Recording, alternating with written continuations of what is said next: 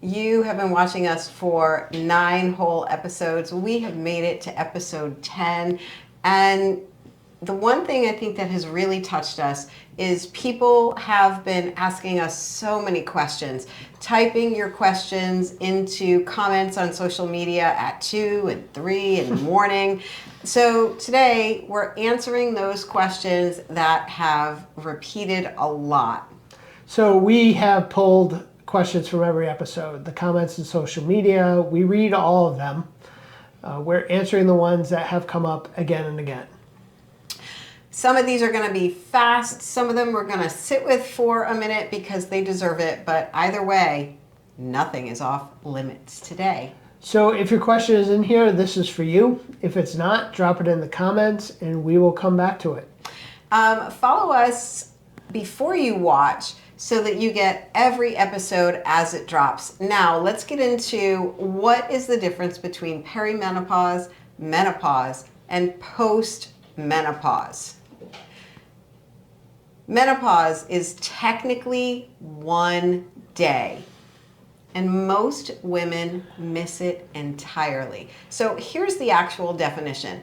Menopause is the day that you've gone exactly 12 months without a period. That's it. It's 1 day, like an anniversary of sorts. And you don't know it's menopause until you've been period free for a full year. And then you look back on your tracker or you just figure it out and say, oh, yeah, it's been a year. That was the day. Everything before that day is perimenopause. Everything after that day is postmenopause. With perimenopause, you get the chaos, the transition, all of the symptoms, years of your body shifting toward that day. And then it arrives, and then you're postmenopausal for the rest of your life until you die. So technically, when people say I'm in menopause, they almost always mean perimenopause.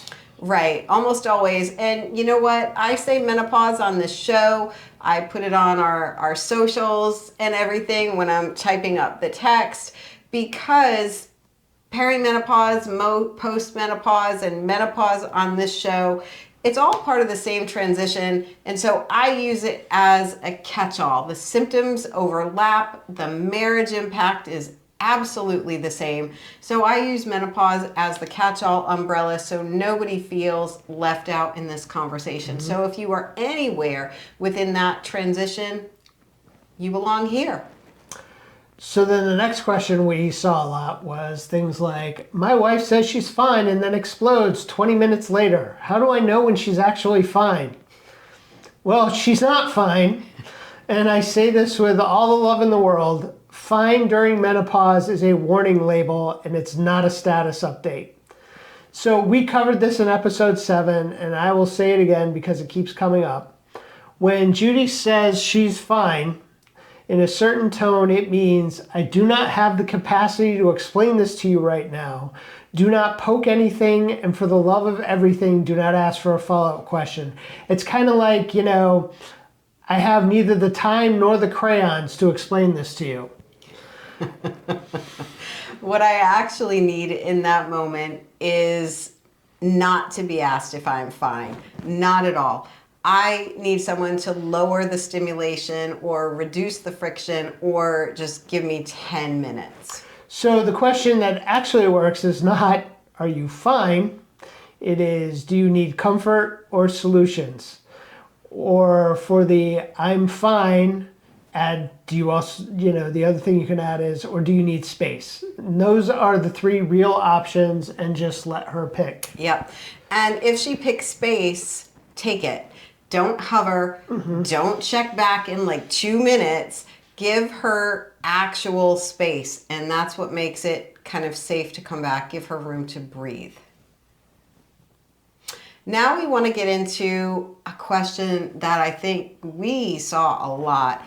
We haven't been close physically in over a year, and that time period varied. But the question was, is it too late to come back? Is it too late to come back from that? And it's not too late, but I will say the longer the silence goes, the more both people build their own internal stories around it. And the stories are what actually becomes the bigger problem. So we had, about a year or so of distance, probably a little bit more. Probably a bit, yeah, I'd say more. Yeah. But it didn't mean we didn't love each other. It just meant a year of not knowing what was going on. And because we didn't know what was going on, we couldn't have a conversation about it, because you can't just invent a conversation out of nothing. And when we did figure it out, there was a little bit of time to where it was hard to talk about because neither one of us wanted to get into an argument about it. So it was really just a year of one or both of us protecting ourselves or the other one from discomfort, right? So that's what made it really tricky. And from my side, the whole thing is that the fear of rejection just gets louder and louder in your head the longer it goes on.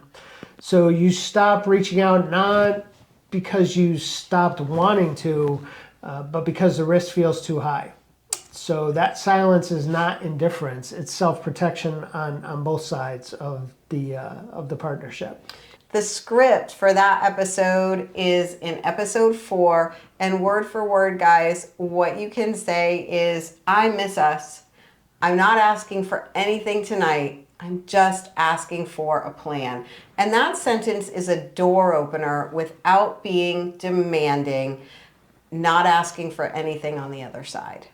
So start there. That's where you want to start tonight. Just that one sentence, and no, it's not too late. So is the rage permanent or does it get better?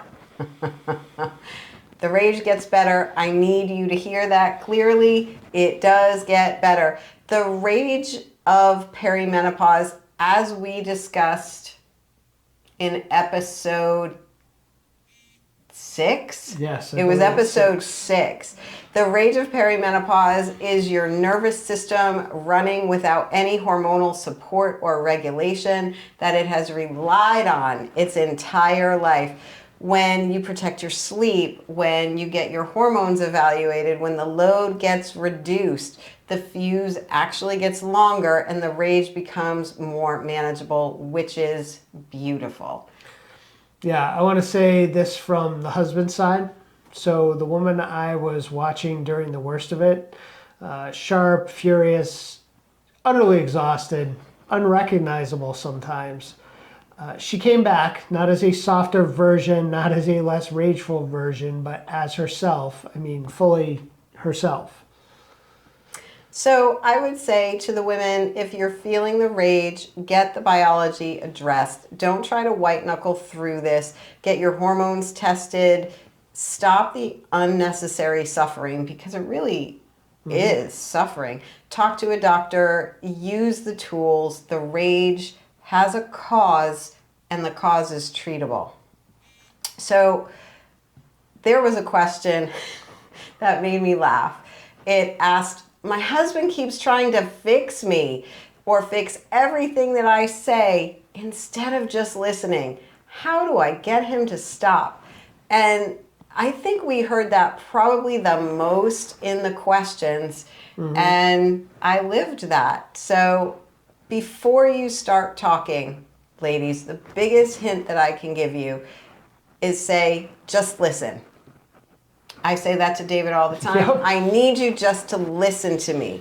I need to tell you something. Just listen. And that removes the ambiguity from him. He doesn't have to guess whether I want solutions or comfort or what I need, because I've told him I just need him to listen. Yeah, and from my side, when Judy says just listen, that's when I actually put away the whole fixer hat and the whole let me give you a solution to this, and I put that in a drawer. It physically and to some extent mentally stops me from forming some kind of response to what's going on. Because as we all know, if you've listened to all 9 podcasts now, you know my instinct in the first 3 seconds is to just sit down and come up with a solution and start solving. So the reframe that helped me, listening is not passive. It is the thing she's actually asking for, and that is the help, not the fix. Right. And if he decides to solve things or try to solve things after you've asked him just to listen, that's a conversation worth having. And you can just say, when I ask you to listen and you pivot to solutions, it makes me feel like my feelings are a problem to be fixed instead of an experience to be witnessed. And it's really important to have your teammate, your partner, witness what's actually happening to you without fixing it. Yeah, and that sentence, the whole, you pivot to solutions, I feel like my feelings are a problem. That's the whole episode 6 on validation in one line right there. Yeah, it really, really is. Oh, this was a tough question for me because I absolutely felt this and I could feel the pain of it. The question is, I feel like I don't recognize myself anymore. Is that normal? Will that get better? Yes, it is normal and it can get better. So I want to sit with this one for a minute or so because I think this is the question underneath all the other questions, right? The version of yourself that you built up 30 to 40 years, right, in the making, the one who was sharp and capable and motivated, who could handle absolutely everything, who knew who she was, that gets blurry during perimenopause. And the brain fog takes words. It takes memories. The sleep loss robs you of patience. The hormone shift can take your motivation, your drive, your libido, and you look in the mirror and there's someone there and it feels like it's just an approximation or just a shell of who you were.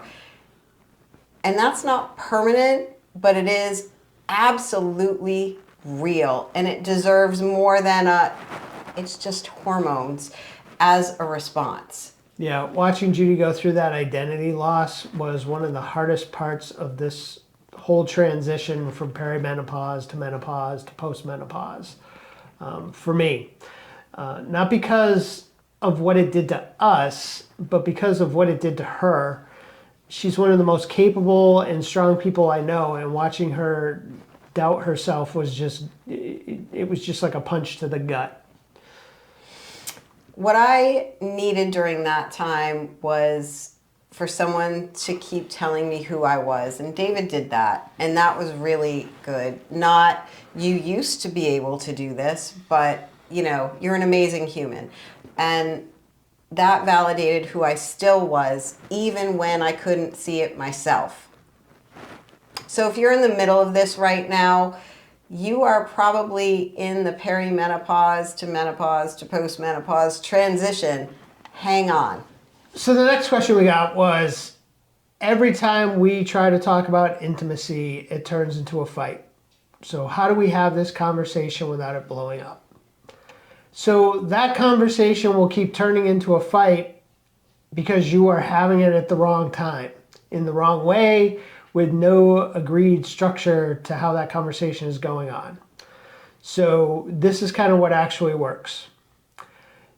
What you want to make sure you are not doing is you do not want to have this conversation about intimacy at night.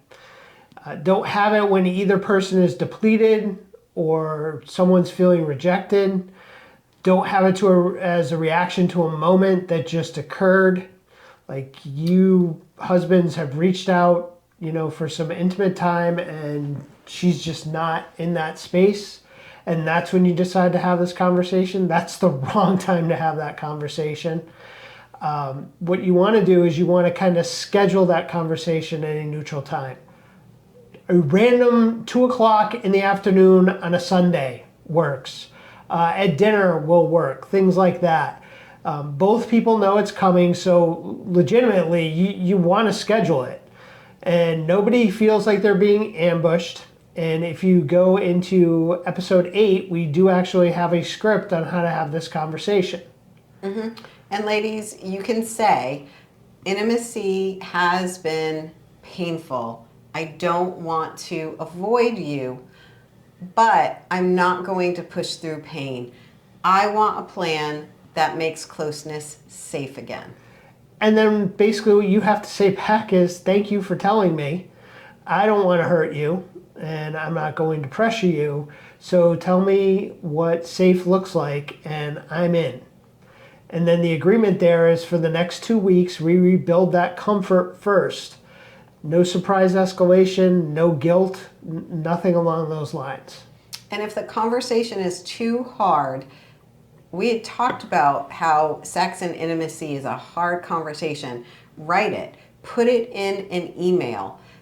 We talked about that in episode 4. So a shared note, a shared journal, a shared email, because writing removes that real-time emotional reaction and lets both people say exactly what they mean on their own time. Yeah, the goal of the intimacy conversation is not to resolve the issue in that one sitting. Like you sit down and all of a sudden, oh, all right, now we figured it out, we're moving forward. The goal basically is to agree upon what may be a 2-week plan. You know, we're not solving this tonight. We're going to just choose a direction to get to where we want to be. And that reframe takes the pressure off of the whole intimacy conversation, the whole having, you know, times of intimacy, and just makes that conversation possible. Okay, next question. It deals with dismissive doctors, and we've all been there, ladies.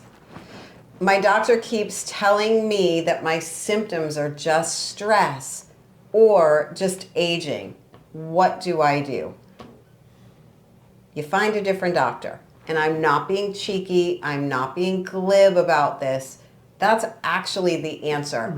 A 2018 survey found that residents in OBGYN programs received an average of 1 to 2 hours of menopause education total. That's all they got. 1 to 2 hours. Some received nothing. No menopause education.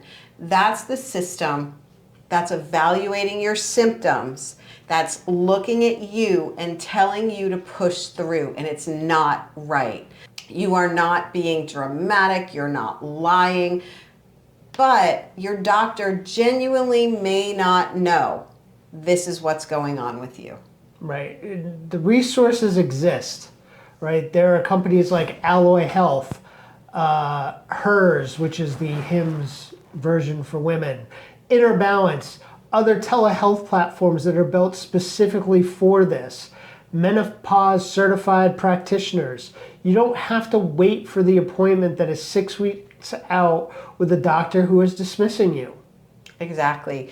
If your doctor again says, this is just aging, this is normal, this is just stress, you should try yoga, try to lose some weight. Why don't you get some sleep?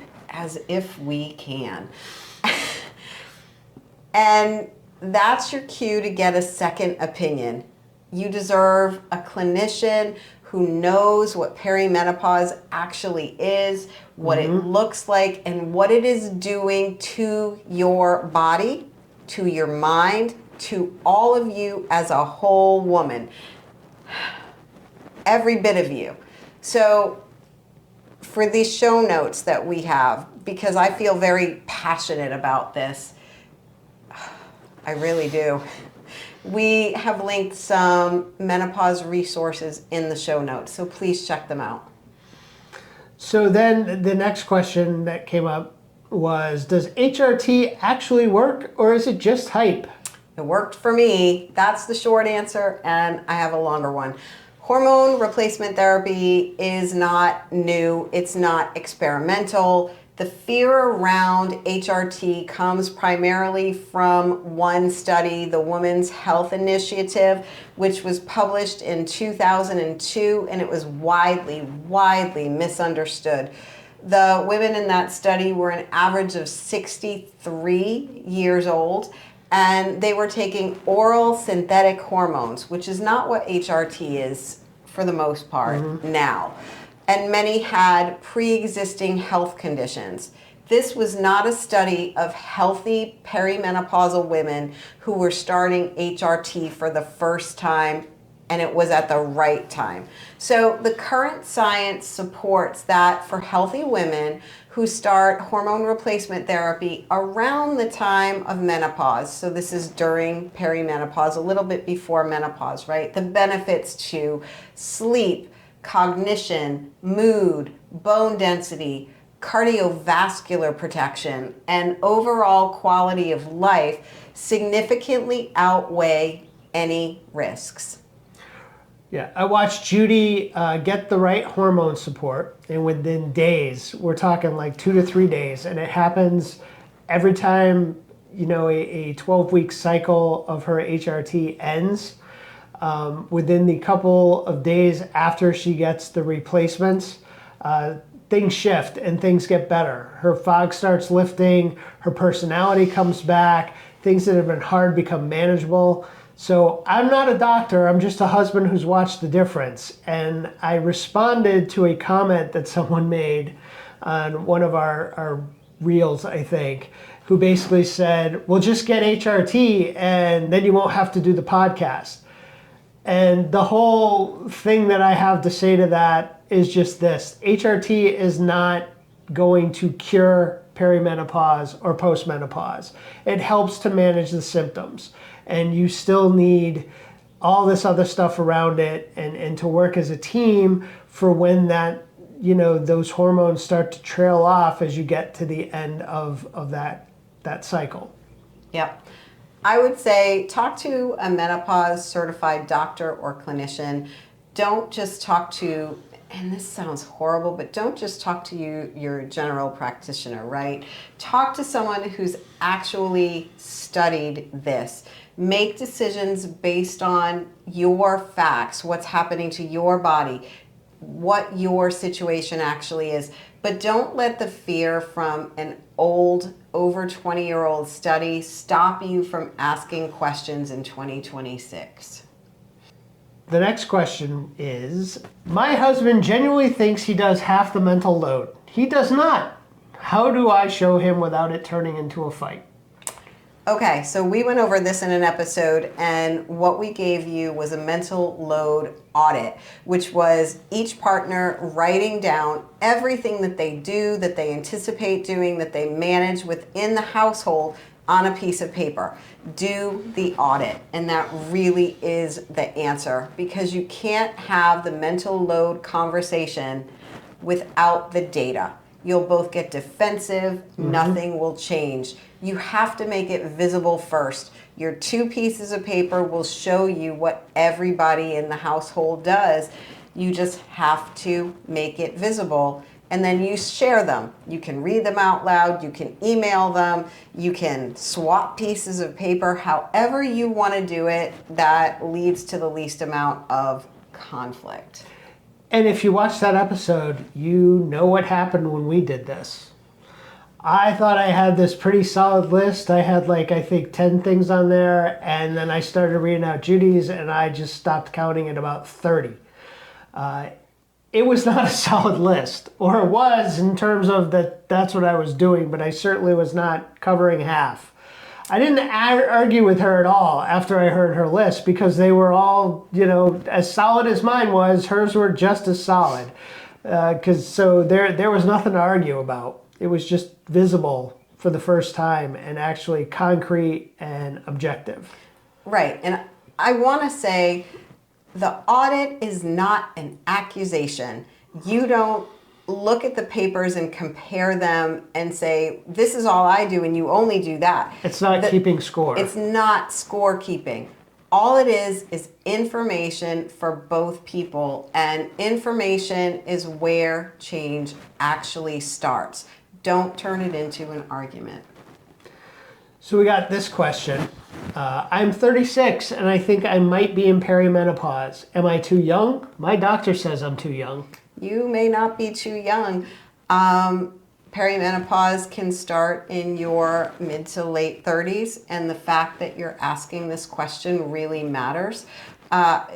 it can happen that early. And for some, it starts even earlier. For women who have to have a hysterectomy, they have surgical menopause if they've had ovaries and uterus and fallopian tubes and everything taken out.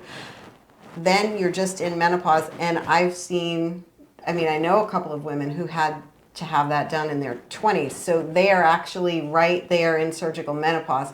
The narrative that it's just a 50-something problem is something that's really left an entire generation of women in their late 30s and 40s suffering with symptoms that nobody is connecting to hormones. Irregular periods, the anxiety that just comes out of nowhere and grabs you, sleep problems that feel new, rage episodes that you didn't have before, the brain fog. These things are not stress. These things are not just being too busy. These things can actually be perimenopause. And because I think no one thinks of the perimenopause part of it, they just think of menopause. So they're thinking of, that's women in their late 40s, early 50s. They don't realize that some of these symptoms can start 10 years earlier. Couples in their 30s are just being hit with this and they have zero context of what's going on. So they're attributing it to the relationship or to work or to life. They're busy, they've got, too much stuff to do with the kids. There's all these stressors at work, any of that stuff. They're not putting it into the context of hormones that have started shifting years before anyone, has really put a name to it. Yeah. And I love this question. So let me be real clear. If you are in your late 30s and mid to late 30s, and something feels off in your body or in your marriage, trust your gut. Always trust your gut. You know you better than any doctor ever can. Get evaluated. Ask for hormone testing. The information is there. Get your data. You just have to find it. And again, we'll have some resources in the description that hopefully can help you to navigate this. Okay, so 13 questions. We could probably sit here and do 100 more. We could. So go ahead, drop yours in the comments, and we will circle back probably around episode 20. I think and so. Answer the next set of questions. Yep. Every question from this episode came from the pattern where what you're actually living through is freaky enough for you to connect with us and actually ask a question. And every single one of those questions deserved a real answer instead of being dismissed or Googled at 2 a.m. So we're happy that you reached out. Yeah, that's why we're here. Not because we have all the answers, but because we had all the same questions and we're still finding the answers, and we want to make sure you have them too. So drop your questions in the comments. We do read every single one of them. So as we build more episodes, we'll probably do more, as David said, based on the questions that do get asked. So for you guys, remember that we have a Menopause for Husbands kind of guidebook that we will link in the show notes. And if your marriage feels a little tenuous right now, we have a couples playbook for perimenopause that we will also link in the show notes. Yep, everything we talk about in every episode, it's all in one place. So just check out the link. It's in the description and in any pinned comments. We are Judy and David. And wherever you are in your journey, you don't have to walk it alone. We will see you next time.